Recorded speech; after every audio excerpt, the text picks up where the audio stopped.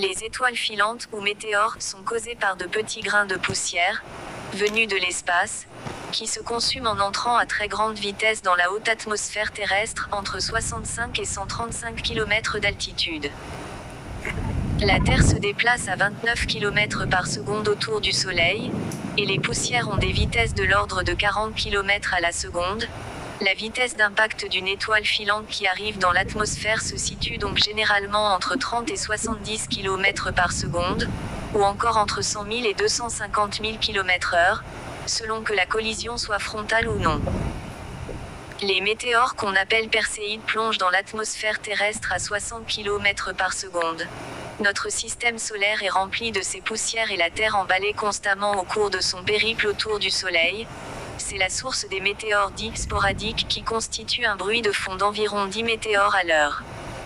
Cependant, il existe des régions de l'espace où la densité de poussière est plus grande. Il s'agit de concentrations de minuscules débris laissés par des comètes qui se désagrègent au cours de leur passage répété au voisinage du Soleil.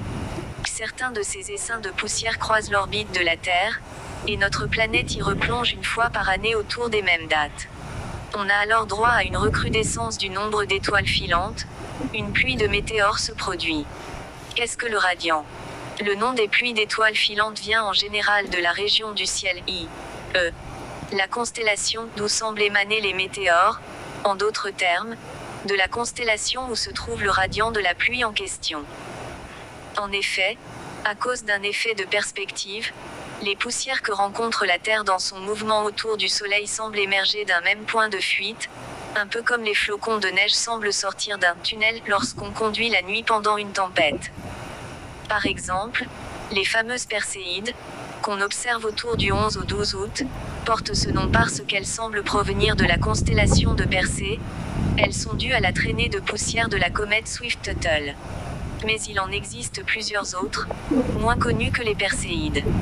Autres météores autour du 18 novembre, les léonides radiants dans la constellation du Lion donnent parfois lieu à de véritables orages brefs mais très intenses.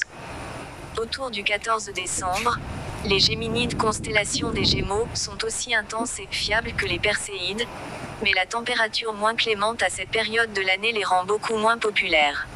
Suivez les conseils sur la page Observation des étoiles filantes pour une observation amusante, enrichissante et sécuritaire.